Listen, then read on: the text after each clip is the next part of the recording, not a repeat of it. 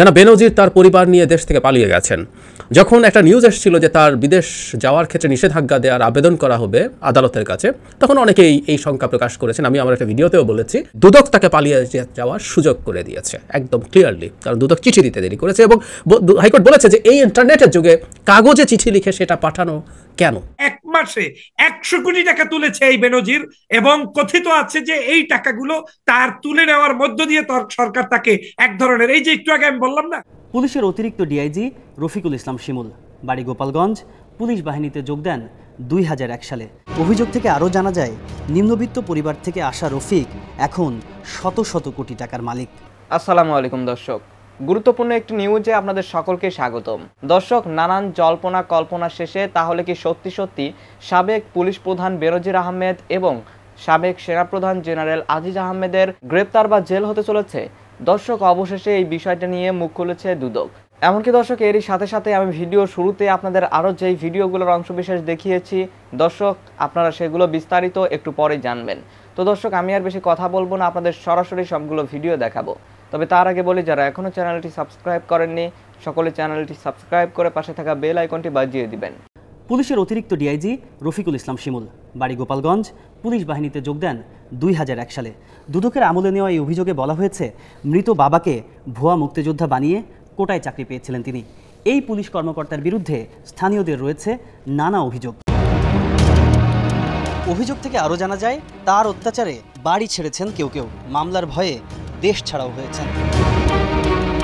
অভিযোগ থেকে আরও জানা যায়, নিম্নবিত্ত পরিবার থেকে আসা রফিক এখন শত শত কোটি টাকার মালিক। বাংলো বাড়ি বানিয়েছেন গোপালগঞ্জের পাইককান্দিতে, যেখানে অন্তত 30-40 কোটি টাকা খরচ করেছেন। এছাড়াও বিভিন্ন জেলায় অতিরিক্ত ডিআইজি রফিকের নামে সম্পত্তি রয়েছে 90 বিঘার মতো। গোপালগঞ্জে আরও জমি কেনা হয়েছে, তবে সেগুলো অন্যান্য আত্মীয় স্বজনের নামে। সম্পত্তি করেছেন স্ত্রী, ভাই, এমনকি শ্বশুরের নামেও। পুলিশের এই কর্মকর্তার স্ত্রীর রয়েছে 200 ভরি সোনার গহনা। রাজধানীর ধানমন্ডি, উত্তরা ও যাত্রাবাড়িতে রয়েছে আলিশান ফ্ল্যাট। সারা দেশে সব মিলিয়ে তার নামে সম্পদ 110 কোটি টাকার উপরে। দুদকের অভিযোগ থেকে আরও জানা গেছে, রফিকুল ইসলাম শিমুল তার স্ত্রীর ভাই আব্দুল আল মামুনের শিপিং ব্যবসায় বিনিয়োগ করেছেন 74 কোটি টাকা। দুদকের অভিযোগে আরও বলা হয়েছে, দেশে ছাড়াও মালয়েশিয়া, ইংল্যান্ড ও কানাডায় সেকেন্ড হোম করেছেন রফিকুল ইসলাম শিমুল। এসব অভিযোগ আমলে নিয়ে এই প্রভাবশালী কর্মকর্তার বিরুদ্ধে অনুসন্ধানের সিদ্ধান্ত নিয়েছে দুর্নীতি দমন কমিশন দুদক। এজন্য একটি টিমও গঠন করা হয়েছে। এরই মধ্যে আইজিপি বরাবর চিঠি দিয়ে এই পুলিশ কর্মকর্তার তথ্য চাওয়া হয়েছে। এর আগেও বিভিন্ন সময়ে অপকর্মের জন্য শাস্তির মুখে পড়েছেন রফিকুল ইসলাম শিমুল। নরসিংদীর পুলিশ সুপার থাকার সময় দুর্নীতির অভিযোগে তাকে পাবনায় বদলি করা হয়। সেখানেও মুক্তিযোদ্ধার বাড়ি দখলের চেষ্টা করেন। এ নিয়ে গণমাধ্যমে খবর প্রকাশিত হলে তাকে প্রত্যাহার করে পুলিশ সদর দপ্তরে সংযুক্ত করা হয়। সেখান থেকে অ্যাডিশনাল ডিআইজি হিসেবে পদোন্নতি পেয়ে পুলিশের স্পেশাল ব্রাঞ্চ সিটিএসবিতে কর্মরত রফিকুল ইসলাম শিমুল। এই কর্মকর্তার বিরুদ্ধে এর আগেও অভিযোগ আসে দুদকের কাছে, তবে সে তদন্ত বেশি দূর এগোয়নি। জানা বেনজির তার পরিবার নিয়ে দেশ থেকে পালিয়ে গেছেন। যখন একটা নিউজ এসেছিল যে তার বিদেশ যাওয়ার ক্ষেত্রে নিষেধাজ্ঞা দেওয়ার আবেদন করা হবে আদালতের কাছে, তখন অনেকেই এই শঙ্কা প্রকাশ করেছেন। আমি আমার একটা ভিডিওতেও বলেছি যে তিনি আদৌ দেশে আছেন কিনা। তারপর আবার অনেকে আমরা বলছিলাম, ইনফ্যাক্ট তাকে যেহেতু দুদক ডেকেছে 6 জুন, তখনই বোঝা যাবে উনি আসলে দেশে আছেন কি নেই। গতকাল রাতে 1টা পর্যায়ে প্রত্যেকটা মিডিয়াতে মোটামুটি নিশ্চিতভাবে বলা হয়েছে উনি দেশে নেই। এক এক জায়গায় এক এক রকম তথ্য। কেউ কেউ বলছেন উনি দুবাই চলে গেছেন সপরিবারে, আরেক জায়গায় দেখলাম যে তিনি সিঙ্গাপুর গেছেন স্ত্রীর চিকিৎসার নামে, এবং এগুলো গেছেন যখন এই দুদকের যাবতীয় প্রসেস শুরু হয়েছে তারও আগে, মে মাসের শুরুর দিকে উনি চলে গেছেন। উনি আসলে দেশে নেই। আমি আসছি জনাব বেনজিরের কথায়। আমি এরকম আরেকটা পলায়নের ঘটনা মনে পড়লো তার পলায়ন দেখে। সেটা হচ্ছে পিকে হালদার। আমাদের মনে আছে এই লোক ব্যাংকে ছিলেন, তারপরে নন ব্যাংক ফিনান্সিয়াল যে ইনস্টিটিউট এগুলোতে ছিলেন। 3,500 কোটি টাকা অন্তত পাচার করেছেন বিভিন্ন দেশে, মূলত কানাডায়। সেই পিকে হালদার দেশ থেকে পালিয়ে গিয়েছিলেন। প্রথম কথা হচ্ছে, তার আগে যখন তার বিরুদ্ধে মামলা হয়, 34টা মামলা মাথায় নিয়ে অতি 3 বছর পালিয়েছিলেন দেশের ভেতরে। পরে দেশ থেকে উনি পালিয়ে যান ভারতে, একেবারে রীতিমতো মানে অন্য কোনো বর্ডার টর্ডার চুরি করে ক্রস করে না, বেনাপোল দিয়ে পালিয়ে যান। মানে দুদকের যে চিঠি আছে তার বিদেশ ত্যাগের যে নিষেধাজ্ঞার যে চিঠি সেটা পৌঁছার 13 মিনিট আগে, এবং হাইকোর্ট রীতিমতো দুদককে তুলোধুনো করেছিল যে দুদক তাকে পালিয়ে যাওয়ার সুযোগ করে দিয়েছে একদম ক্লিয়ারলি, কারণ দুদক চিঠি দিতে দেরি করেছে। এবং হাইকোর্ট বলেছে যে এই ইন্টারনেটের যুগে কাগজে চিঠি লিখে সেটা পাঠানো কেন। সুতরাং এই ধরনের একটা বাস্তবতা আছে। এবং আরেকটা ব্যাপার আছে এখানে ইম্পর্টেন্ট, সেটাও বলে রাখা ভালো, যারা পিকে হালদার কিন্তু দেশে ফিরে আসতে চেয়েছিলেন, উনি আজও ফিরে আসেননি, ওনাকে আনা হয়নি, আমরা এভাবে বলবো। আসলে পিকে হালদারদের দেশে ফিরে না আসাই ভালো। ঠিক একই কারণে সম্ভবত জনাব বেনজিরকেও বাইরে চলে যেতে দেওয়া হলো। এর মধ্যে বেনজিরকে নিয়ে অনেক তথ্য সামনে এসছে। একটা আমরা দেখেছি, যেটা আমি আমার প্রথম একটা ভিডিওতে প্রেডিক্ট করেছি, যখন তার ব্যাঙ্ক অ্যাকাউন্ট জব্দ করা এবং তার সম্পত্তি ক্রোক করার আদেশ হয়েছিল, তখন বলেছিলাম তার ব্যাংক তো খালি করার জন্য যথেষ্ট সময় দেওয়া হয়েছে। জমি যেহেতু ট্রান্সফার করা এত সোজা না, ক্রেতা পাওয়া বিক্রি করা it's not that easy. So ওটা থেকে গেছে তার নামে, সে কারণেই আমরা সেই জমি এবং ফ্ল্যাটের সে অবিশ্বাস্য তথ্য পাই। কিন্তু একটা টিভি চ্যানেলের নিউজে দেখলাম তিনি 100 কোটি টাকার এফডিআর ভাঙিয়ে বেশ আগেই তুলে ফেলেছেন এবং সেগুলো মানি লন্ডারিং করে মানে পাচার টাচার করে দিয়েছেন। আবারও বলে এই 100 কোটি টাকা, তার যে 600 কত একর বা বিঘা জমি, 4টা গুলশানের ফ্ল্যাট, আরও কোথায় কোথায় কী যেন আছে, এগুলো সব আসলে দেশে থাকা সম্পদের এক অংশ। বিদেশের কয়েক গুণ সম্পত্তি উনি এর আগেই পাচার করে রেখেছেন, কোনো সন্দেহ নাই। এইটুকু বুদ্ধি জনাব বেনজির না, তার চেয়ে অনেক বোকাশোকা লোকেরও থাকে। আর রীতিমতো এই লোক ভয়ঙ্কর কানিং একজন মানুষ, তার এই বুদ্ধি না থাকার কোনো কারণ নেই। কিন্তু টাকা তুলে ফেলেছেন এবং সেগুলো নিয়ে গেছেন। পরিস্থিতি আমরা বুঝতে পারি। এখন ঘটনাটা কি হয় আসলে, এইসব লোকজনের প্রচুর লোকজন ইনফর্মার ছড়িয়ে আছে বিভিন্ন জায়গায়। কেউ কেউ বলতে পারেন যে আদতেই কি তাকে সরকার ধরতে চেয়েছে, নাকি তাকে এই সম্পত্তি ক্রোক করে ফেললো, তার বিরুদ্ধে একটা শাস্তি বা সে পালিয়ে গেল, এটাই সরকার যে মেসেজ দিতে চেয়েছিল তা হয়ে গেছে।